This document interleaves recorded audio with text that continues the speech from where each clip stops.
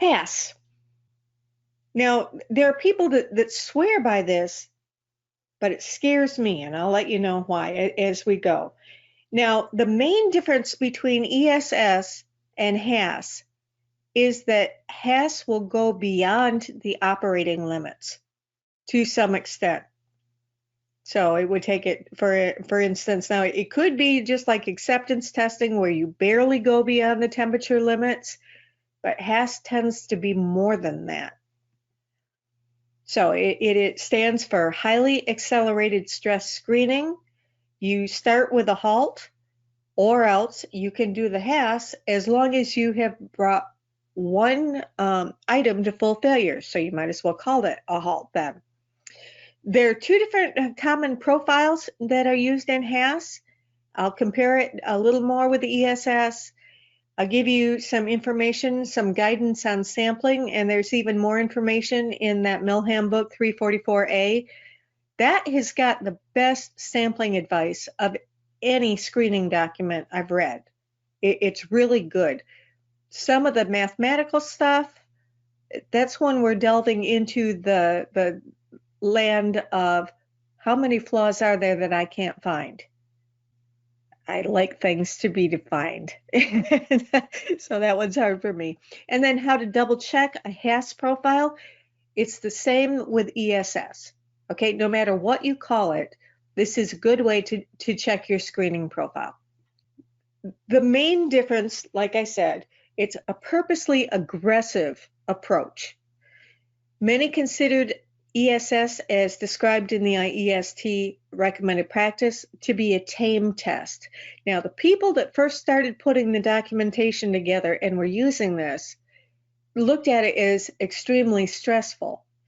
So tame is one of those words where it may be to some people for some reason, but it's really a subjective word. Okay, either start with a HALT or purposely bringing one product to failure. So here's the comparison between HALT and HASS. The idea with HASS is not to take anything beyond the first limit to failure, but it's to take that information from HALT and use it to build your own screen. Normally, HALT is pre-production and prototype in the design phase. HASS is for production. Where you start HALT with step stress, with HASS, it's managed profiles, because you've already got all that information in your HALT data. With HALT, typically, you never ship your product to customer because you know it's been damaged. Some people ship it anyway. Okay, you have to be very careful when you make that decision to make sure that it's not the least bit hazardous. HASS, anything that passes the test can be shipped. It's not meant to be a destructive test. It can be if something has weaknesses. So HALT is really a discovery test, while HASS is pass-fail. HALT normally has only one item at a time. It's because you don't need to break a whole bunch of things. So that's why it's typically only one at a time. With HASS, the largest one I saw was 96 circuit boards at the same time. You should have seen the fancy fixture they had for that. HALT is to test design marginality. You know, what limits are there on this? And HASS, the primary, is to detect process shifts. Is the production still working well? Are there any problems with the staff being able to take care of things properly, etc.? So this chart purposely does not have temperatures on it. According to the HASS handbooks that you can find on the market, you can still find some in Amazon, the rule of thumb is 80 to 85% of the operating limit for temperature. So say that my operating limit was 100, it's telling me 80 to 85% of that. 50% of the destruct levels for vibration. That scares me. If you had something, for instance, and this was not unusual, if you had something that could withstand up to 30 Gs, half of that is still a very high number if you're doing 15 G runs. If it's something it was meant for a 2G environment, it was tested to 4, it still had some issues at 4, do I really want to test to 2 to make sure it passed or not? So you really have to think about the process. That's why I spell it out in here. I give some suggestion because I don't like just percentages. So, for example, we're assuming that room temperature is 25 degrees C.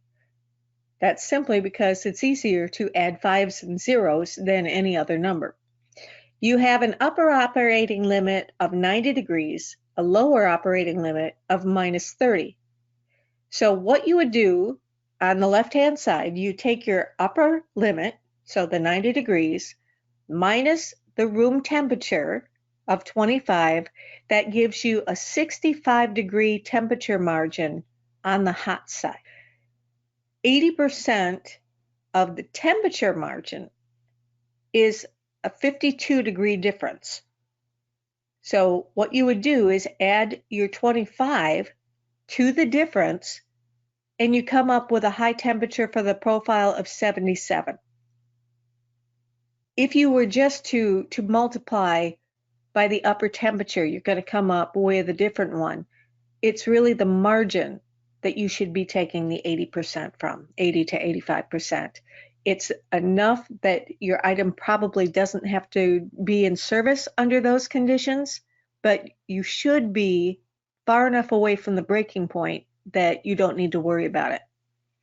Now, the right-hand side is if you're going cold, you've got the room temperature of 25, your lower operating limit is minus 30, so it's a 55-degree margin. 80% of that is 44. I go ahead and find the margin, the number between that. So I want to know if I add back the 25 and I subtract the margin because I'm going cold, it ends up giving me minus 19% as the 80%, basing it off the margin. Now, the margin is exactly the same whether you take the room temperature out of it or not, except it starts at different temperatures. So if I were just to slide it up the scale, my 77 degrees would, what's 80% of 90 degrees? 72 degrees. So you would end up being at 72 degrees as opposed to the 77 on the high side. And then what is 80% of minus 30? 24. Negative 24. Okay, which is a little bit more extreme than the low temperature that we have here with the math. Yeah. Now, some people appreciate the room temperature being figured in there because with temperature that there 0 is a temperature. It doesn't mean there is no temperature. 0C, of course, it would be 32F. And so if you're doing the 80% of the 90 degrees, you're only counting the degrees above 0 for the Celsius here. But it can lead, depending on the numbers that are used, it can lead to a very large discrepancy. If I would have failed at 0 on the cold side, what's 80% of 0? 0. Very good. I knew at least one of you had to know. So that would automatically default me to 0 because I did my 80%, but you know that's where it failed. So this is why I go ahead and use the room temperature, because otherwise you can just be kind of flailing out there if the numbers don't happen to work well in the formula. Okay, with the HASS screens, there's precipitation, which is more extreme. you're actually going a little bit beyond the operating limit. So say it's in temperature, you know that it stopped operating at a given temperature, let's say 75, and so you're going to take it maybe to 80 because you just want to go a little bit beyond that. This is where I get so worried. If I'm shipping something, I don't want it to have failed first. I know I've weakened it somehow by doing that. Depending on the type of failure, it may not be totally recoverable. So if you're just doing ESS, keep away from the actual operating limits. Now, for detection, it's got less extreme temperatures. It stays within 80 to 85% of the operating limit. I'm much more comfortable with that. For precipitation, you're trying to find the latent or hidden type of failures and to make them patent or active. If you're doing detection, that one's better for field returns where you already know what what used to be hidden failure is. So you can go ahead and screen to see if you can still find it. If you can't find in your chamber what somebody saw in the field, this is your toughest question of the day. Does that mean it didn't fail in the field? Nope. Yeah. Something happened, or else it wasn't coming back. Of course, people lie once in a while. I know with the Honeywell black boxes, the way they used to work it is if there was any issue with the black boxes in the big Boeing commercial jets, well, they sell to Airbus as well, but in the big jets, they would be tested 3 times. Then, if they couldn't find any failure, they'd mark it TNF, trouble not found, and they would ship it back. That doesn't mean there wasn't a failure, but they actually expect a certain amount of failures. And so if they can't find it, they figure it's within that threshold that they expect, and they just send it right on back out in the field. You can't do that with a missile. I don't know, maybe. If it's a dud, can you bring it back and reload it? No, not if it's a dud, but we do test them on test sets prior to use. And if you get a test error, you can send it back. And then sometimes they do get fault not found or C&D cannot duplicate, and then it will get returned. Okay. So we do track that kind of stuff. Okay, that's interesting. Now, in the precipitation screen, the vibration levels are roughly half of the destruct limit, not the operating limit, but the destruct limit.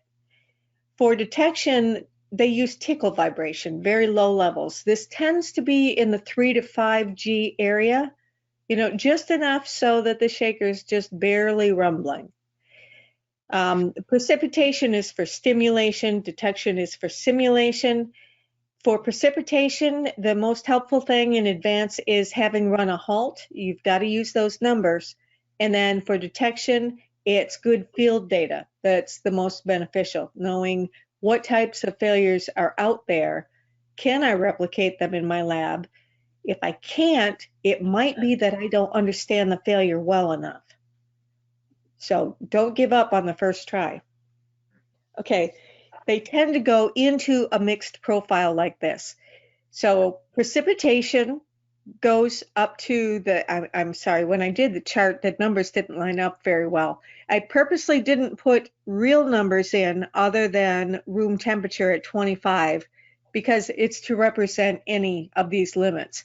So your precipitation screen could be 80%, believe it or not, that's 80% of the upper destruct limit. It's over the upper operating limit. And then you go down to roughly 80% of the lower destruct limit. Okay, where I've got the dotted line, that's where we're switching over. We've done our 1 precipitation screen. Typically it's only 1. And now I'm going into detection screen. And I'm staying just above my upper operating limit, just below my lower operating limit. And then typically people do this anywhere between 2 and 5 times. And so if it passes, that's great, you ship it.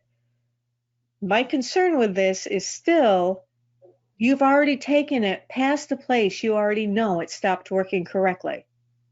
So you have to be careful with this. This is why I prefer ESS just with some of the philosophy of HALS. Would this concern anybody else taking something past its operating limit? Only We usually test it beyond it. Okay. Really, it's dependent on each unit. Some would have no problem. I just don't like the idea of testing something past the point where I know it's not going to work anymore. At least my systems, it's based on what you'd expect to see in service. So the limit is what you expect it to function to, but going a little bit beyond it would account for those anomalies. Will it fail at that 1% over or 5% over? So usually it's very cautious how much we go over. It's only usually like 5 to 7%, somewhere in there. It's not too extreme. Yeah, and that makes perfect sense. That's a great way to do it. In this case, remember the operating limit is when something no longer operates. And so they're taking it past that point and then coming back to the other extreme. And hopefully in the meantime, either it never stopped working like the first unit did, or else it restarts itself somehow before you take it down to below the lower operating limit. I have a question. Yeah. So like this chart we're looking at here, it's got the temperature. So is this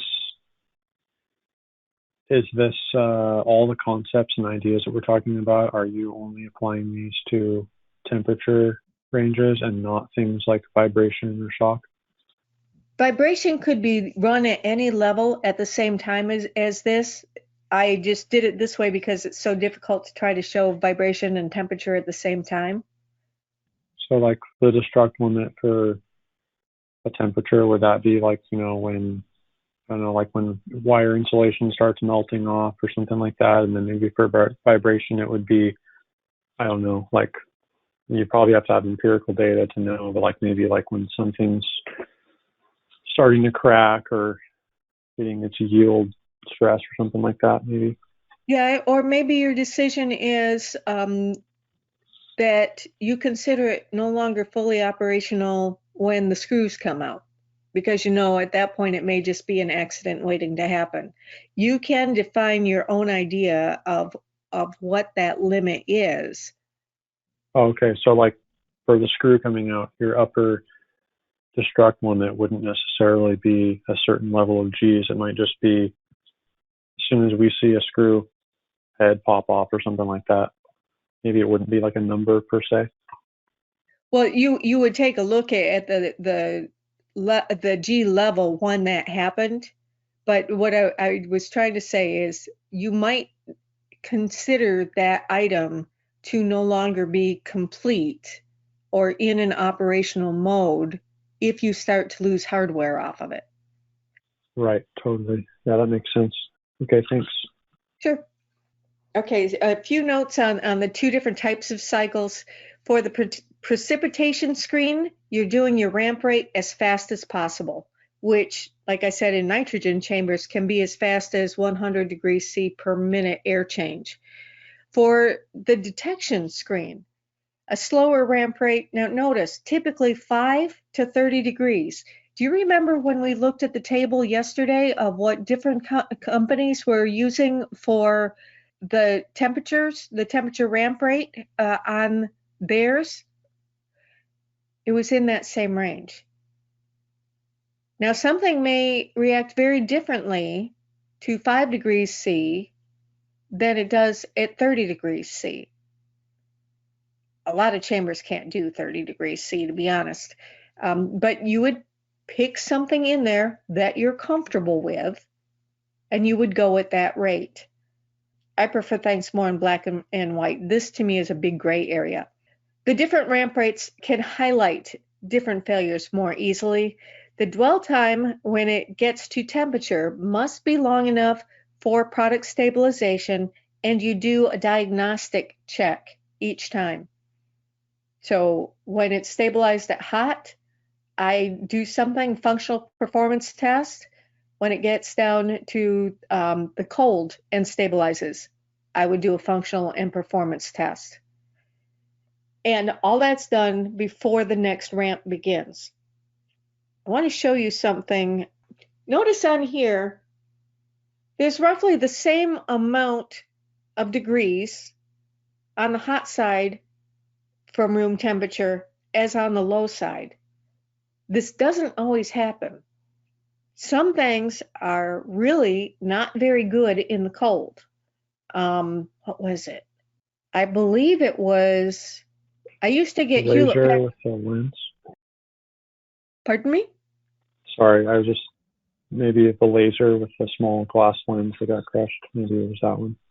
Yeah, that could happen. When I used to buy Hewlett Packard, the desk jets, when they first came out with color printing and it was so cool. But the lowest temperature it was ever supposed to see was 10 degrees. So it could work well until 110 degrees.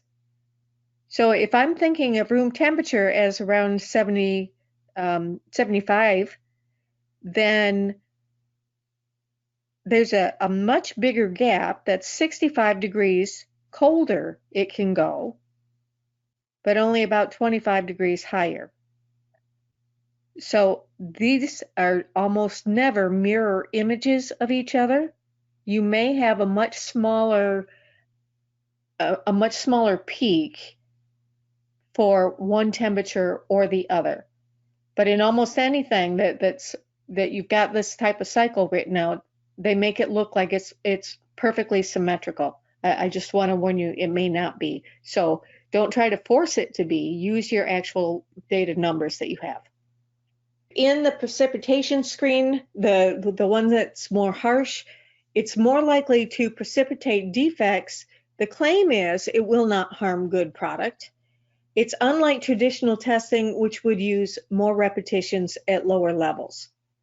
The idea behind this is if you're likely to find an issue, it's most likely to be on the first cycle if you purposely overstress it.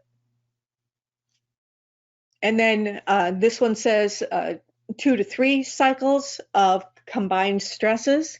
I've seen up to 5. You can do whatever you feel will show you whether something is good enough to ship or not.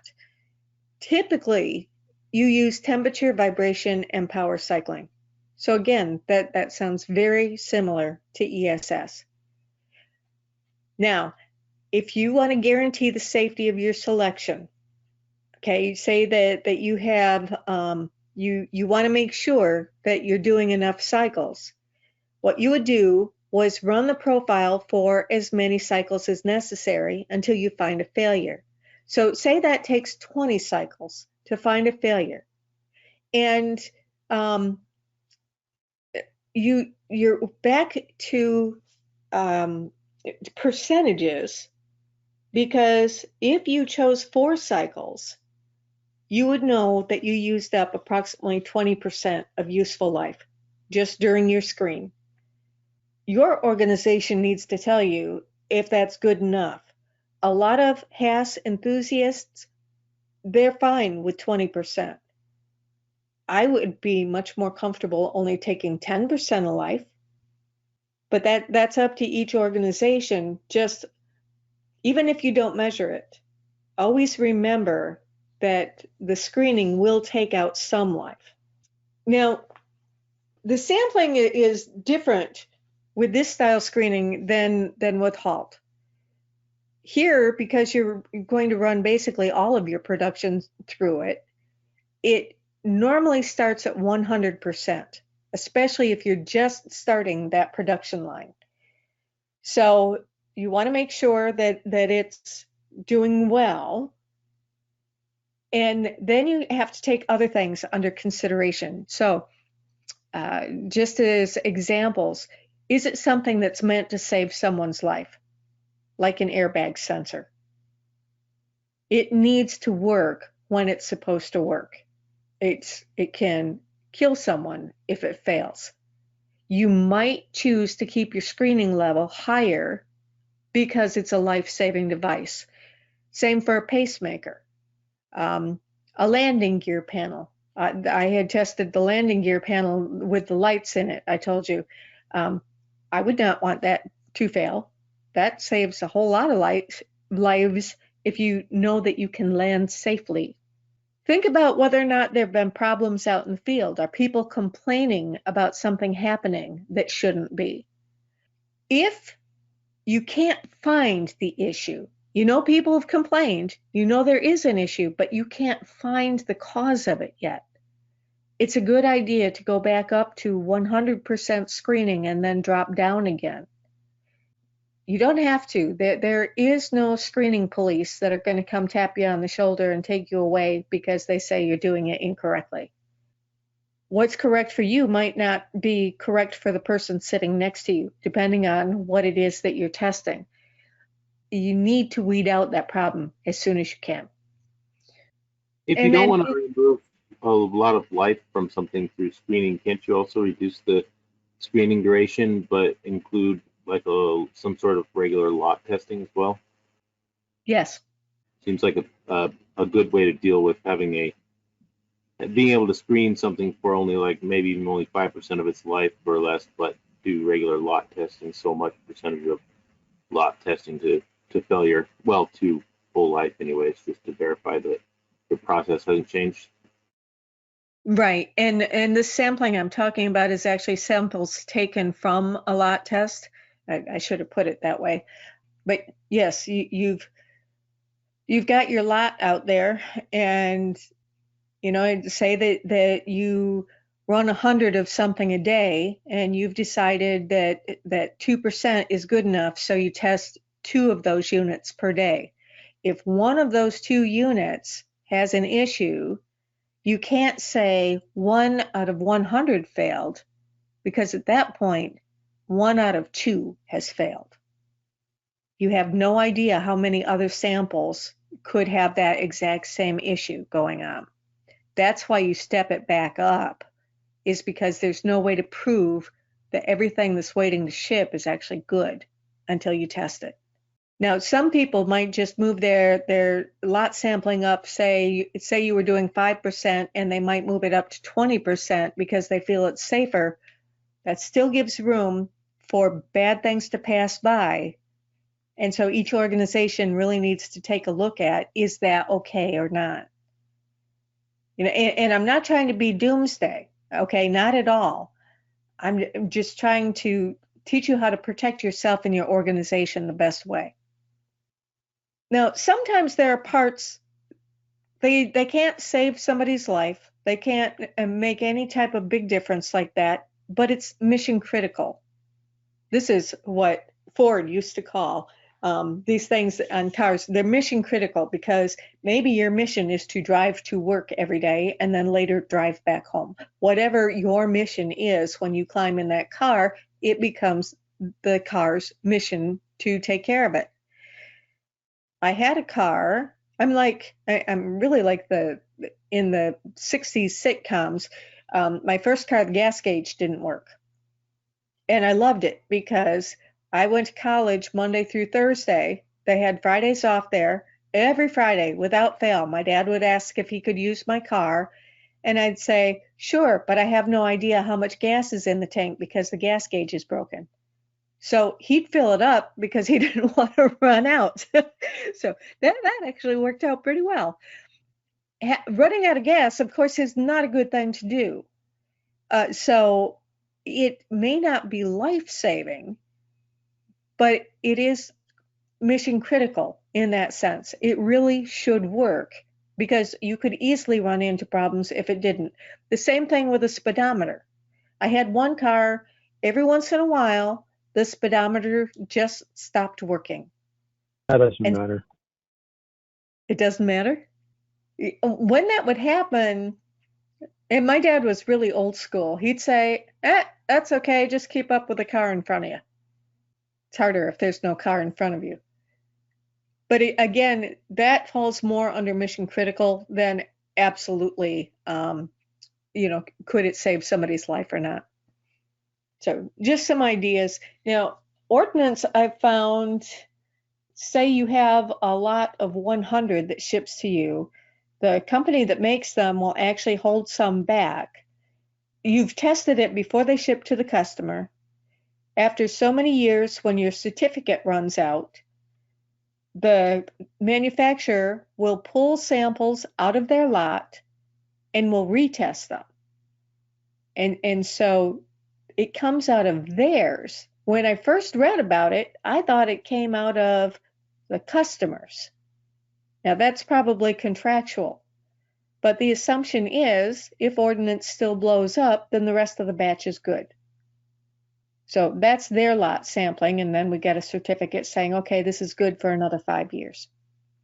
It comes out of our own inventory. We have to buy spares and stuff like that. The contractor does not provide them. That's what I thought. When one of the managers said, no, it comes out of their own, I'm thinking, no, I don't know of any companies that hang on to extras just to take them through destructive testing. All right, important reminders. Failure analysis is crucial. If you don't know how to do it yourself, take down as many notes as you can about what you noticed at the time, any test levels, the time of day, even write down the day of the week. I told you guys about ClearCom with the phone in the back of the seat. It was the Monday morning batch, Monday 8 o'clock, that was always the worst. Because they had the day of the week and the starting time on it, it was much easier to track it down. So, put any information you think can be helpful so that the person who is doing the analysis will have that information. Never, ever, ever ignore failure. It's funny. The first person I met that taught HALT and HASS, he leaned especially on HALT. He used to say, never ignore failure. Not everybody liked that. And over the years, just to make people happier, he would say, well, if you have an outlier, that's okay. No, I don't change my opinion because I think that I'll be more popular. I still believe you need to check that outlier. Maybe it was some type of factory defect and it never should have made it off the end of the production line. And maybe it's a 1 in a million chance, but you at least need to know what happened that made that one fail. So when you take a corrective action, make sure the corrective action actually works and it doesn't create new problems. Like the example I gave you where the man kept trying to fix something and each time it made it worse. Document your findings. Never allow stored data to take the place of real tests. What I mean by that is, we normally document things on a computer. You can't just look back at old records and say, okay, well, we took all this data, so I don't think we need to take it this time. I don't think we even need to test because we're at a satisfactory level, and you just give up completely on doing process testing because you got all that data. You still need to do a test once in a while to verify that things really are still good. And that's why you can't just rely on past data. If your boss were to come to you and find out you hadn't done testing in a year, just relied on old data, and something went wrong, I doubt if he'd be very happy.